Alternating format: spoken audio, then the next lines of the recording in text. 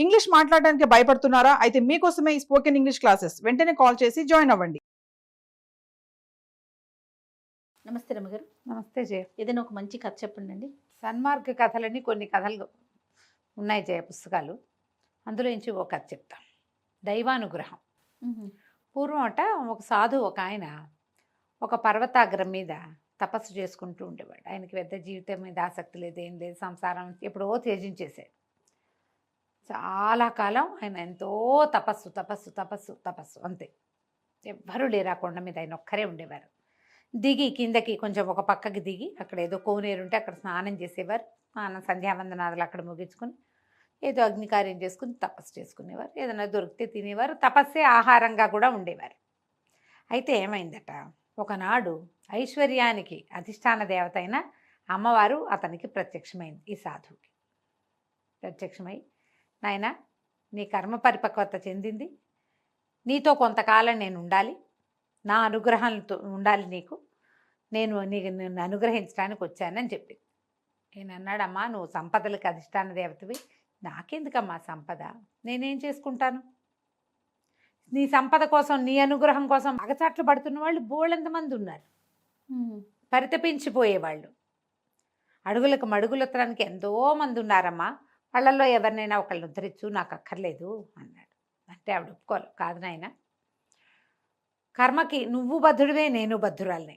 నేను కూడా ఇప్పుడు నిన్ను అనుగ్రహించవలసిన సమయం ఇది, నేను అనుగ్రహించి తీరాలి, దీంట్లో నుంచి నేను కూడా తప్పుకోలేను. నువ్వు ఇంత తపస్సు చేసావు, నిన్ను నేను అనుగ్రహించాలి, కాబట్టి నన్ను నీతో ఉండనివ్వు, నేను నీతోటే ఉంటాను, నీకు చాలా అనుగ్రహం లభిస్తుంది, నాది నీకు సంపద వస్తుంది, రాజానుగ్రహం లభిస్తుంది, చాలా గౌరవ మర్యాదలు లభిస్తాయి, అద్భుతమైన జీవితం ఉంది నీకు అన్నది. నాకు అవేం వద్దమ్మా అన్నాడు. వద్దన్నా సరే అవి ఉంటాయి నాయన, అంతేను, నేను నీతోటే ఉంటాను. ఈయన నవ్వొచ్చింది అతనికి, సంతోషించాడు. సరేలేమ్మా, నీ అనుగ్రహాన్ని నేను ఎందుకు కాదనాలి, అయితే ఏనాడైతే నా మీద నుంచి నీ అనుగ్రహం తప్పిపోతుందో ఆనాడు నాకు తెలియజేయమ్మా అని చెప్పాడు. అలాగేనని దేవి అంతర్ధానం చెందింది. మర్నాడు ఈయన కొండ మీద నుంచి దిగి కోనేట్లోకి వచ్చాడు. స్నానం చేసి వెళ్తుంటే ఇట్ట బద్దలై ఆయన చూస్తుండగా అందులో నుంచి ఒక గిన్నె ఇంత పాత్ర, దాని నిండా బంగారం కనపడింది. ధనం లభిస్తుందని చెప్పింది అమ్మ, కనపడింది. ఆయనకి నవ్వొచ్చింది. ఎందుకు, నాకు ఏం చేసుకుంటా నేను, దాంతో తినేది లేదు, తాగేది లేదు, కట్టుకునేది లేదు, అనుభవించేది లేదు, ఎందుకు నాకు ధనం?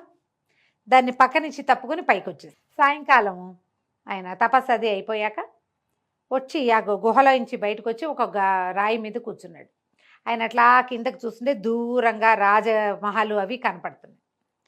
ఈయనకు ఒక లోపల నుంచి ఒక సరదా వచ్చింది, అమ్మ అనుగ్రహం ఏమిటో చూద్దాం. ఇంకా పొద్దునేమో బంగారం కనపడింది, మనకు అక్కర్లా. ఇంకా ఆవిడ చెప్పింది కదా, రాజాశ్రయం, రాజానుగ్రహం, ప్రజలు నేను జేజేలు పలుకుతారు, అడుగులకు మడుగులొత్తుతారు, ఏమిటో అది చూద్దామనుకున్నాడు. దిగి నడుచుకుంటూ వెళ్ళిపోయాడు. ఆ కొండంతా దిగి నడిచి మర్నాడు పొద్దున రాజుగారు సరిగ్గా లోపల సభ తీరి ఉండగా లోపలికి వెళ్ళాడు. ఈయన అలా లోపలికి వెళ్ళాడు సభలోకి.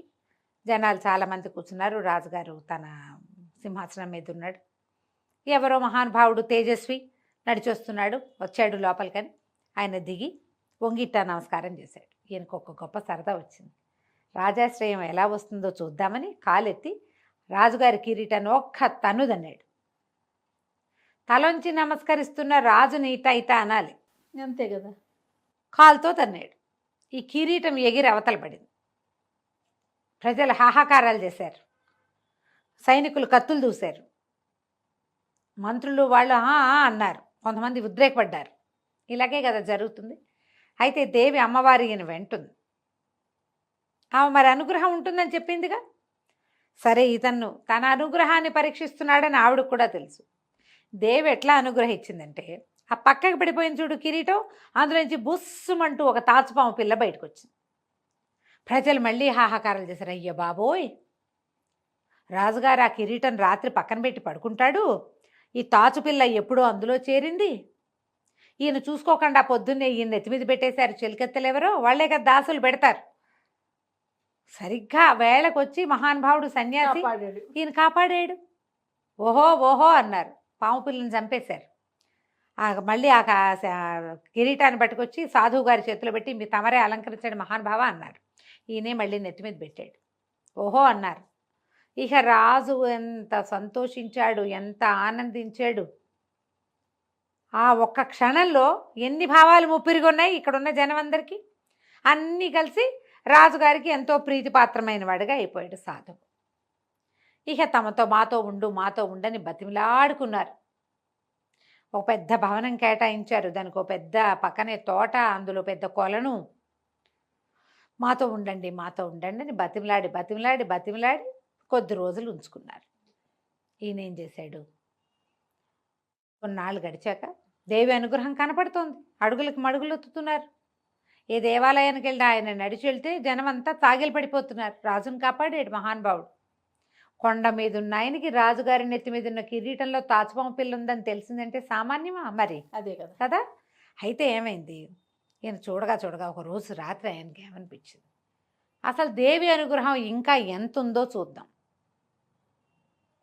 అర్ధరాత్రి వేళ ఆయన తన భవనం విడిచిపెట్టి రాజుగారి అంతఃపురం లోపలికి వెళ్ళిపోయాడు. రాజు రాణి పక్కపక్కనే శయనించి ఉన్నారు.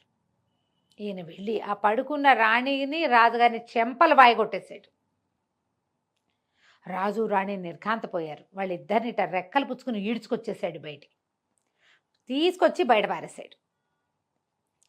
కాపలా వాళ్ళు పరిగెత్తుకొచ్చారు, అంతఃపుర రక్షకులు పరిగెత్తుకొచ్చారు, తృతీయ ప్రకృతులు కూడా ఉంటాయి, వాళ్ళంతా కూడా వచ్చారు, ఈటలు బారు చేసి పరిగెత్తుకొచ్చారు. ఏదో జరిగిపోతుందని. ఇంతలో ఏమైంది, దేవి అనుగ్రహం ఈ ఏ భవనంలో అయితే రాజు రాణి పడుకుని ఉన్నారో అది కూలిపోయింది. ప్రజలంతా ఓహో అన్నారు. మళ్ళీ బాగుంది. ప్రజలంతా అసలు మామూలుగా కాదు.